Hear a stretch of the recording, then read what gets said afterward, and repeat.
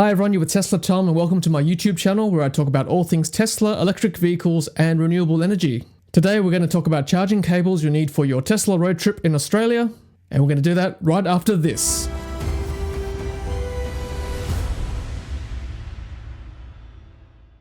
So if you're new to the channel, I'd love it if you could hit that red subscribe button. That way you stay informed of new content and it also helps my channel grow as well. So as promised, we're going to take a look at what charging cables you need to carry for your Tesla road trip and to make sure you've got all your bases covered. Step one of this process is to understand the different levels of Tesla charging. Just like there are different types of petrol or gasoline stations, there are also different types of Tesla and electric vehicle charging. But instead of quality of fuel, charging is all to do with speed. Now, if you don't know about this website already, I would highly recommend you checking out PlugShare.com. This is a fantastic community-based platform that is kept up to date with real-world Tesla and EV drivers. For each location, you'll get some photos, a brief description of the location itself, and also recent charging activity by users. PlugShare does rely on users manually checking in, so if you're going to use a charger, please help out the EV community by checking in as well. So if you're going to PlugShare.com right now, you'll most likely see a whole bunch of green markers and orange markers. The orange markers indicate fast chargers, and the green markers indicate slow chargers. Now obviously if you want to get to where you want to go quickly, then you want to use as many orange markers as you possibly can along your route. If you zoom right out so that the whole map of Australia is on your screen, then you'll see that most of the orange markers are actually dotted along the east coast of the country, which extends somewhat into Victoria and South Australia. You could actually technically drive from Cairns in far north Queensland to Adelaide using just fast chargers. So you're probably asking, how fast are these fast chargers exactly, and can my electric car use them? If you own a Tesla Model 3, then the answer is a resounding yes. A Tesla Model 3 is the most versatile car in the Australian market right now and can accept almost all the fast chargers, including Tesla superchargers, as well as the fast chargers in the other networks like ChargeFox, NRMA, and EV. For Tesla Model S and X owners, you'll need a special adapter if you want to access the non-Tesla superchargers, and I have a video on that as well, which I'll put up here and also down below in the description. Next question, how fast are these fast chargers? It all depends, of course, but as a rough guide, a Tesla supercharger will take approximately 30 minutes to charge your Model 3 to 80%. Maybe a touch faster with a ChargeFox ultra-rapid 350 kilowatt charger, about 25 minutes or so. All the other fast chargers are 50 kilowatts and can take about 45 minutes to an hour to charge your car to 80%. So that's fast chargers. What about slow chargers? How slow are we talking here? So the answer to this question really depends on three things. Number one, what is your battery state of charge when you pull up to one of these chargers? Two, how big is your car battery?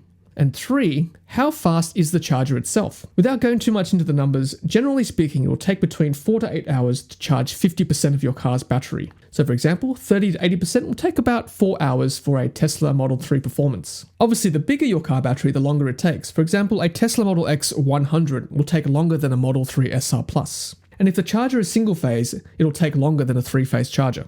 There's also a difference between Type 1 and Type 2 chargers, which I'll touch on later. So generally speaking, these slow chargers are useful if you're planning a longer stop, like if you're doing a day trip somewhere, or if you're planning to spend overnight somewhere. Many hotels and other types of accommodation have them now installed. So again, use PlugShare.com to explore these options.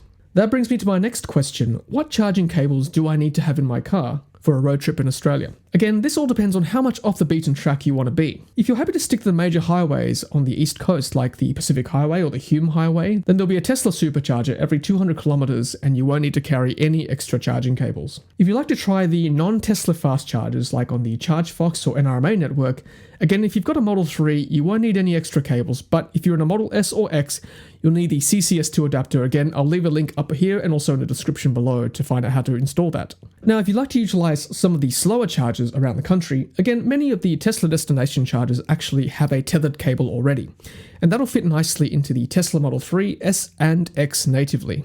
Some of the newer non-Tesla chargers don't have a cable attached, and that's where I recommend you buy a Type 2 EV cable. This is good bang for buck and only about $300 currently. I'll leave a link again in the description below for places you can buy these cables. These cables are all compatible with your Tesla. Finally, some of the older, slower chargers are ChargePoint Type 1 chargers, which means that you'll need a Type 1 to Type 2 adapter. These are slowly getting phased out as the world moves towards Type 2, but I'd still recommend carrying one around if you're taking a long road trip, and again, they're not too expensive at this stage, about $150. I'll leave a link in the description below as well. If you're heading somewhere without any dedicated EV chargers, don't fear, you've got two further options. The first one is a product called the Juice Booster. Now for this, I totally recommend checking out Richard from Outback Tesla. He has had lots of experience driving around Australia with this product, including circumnavigating the whole country. The Juice Booster is super versatile, and it's going to help you hook up your Tesla to any 3-phase electrical outlet at any camping ground or showground around the country. The last thing you can use if you're super desperate is the UMC, or Universal Mobile Connector. That's included with any purchase of any new Tesla in Australia. With this device, you can basically plug into any wall socket in Australia. Okay, sure, it's slow. You're probably looking at about 10 to 20 hours to charge 50% of your battery, again, depending on the size of the battery of your car. But hey, I would say that with this function, with this device, being able to plug into any wall socket in Australia, it's very unlikely you're going to run out of charge and be stuck somewhere without any electricity. Okay guys, well that's it for today. Thanks so much for watching. Is there anything I've missed? Do you have any road trip charging tips you'd like to share? Leave a comment below. Also, if you've enjoyed this video, consider giving it a like and also subscribing for new content. Next time, I'm going to do another video on the cost of charging your Tesla on a road trip, and also check out some of my videos on using a betterrouteplanner.com for planning a Tesla road trip around Australia. Until next time, take care, stay safe, and as always, happy charging.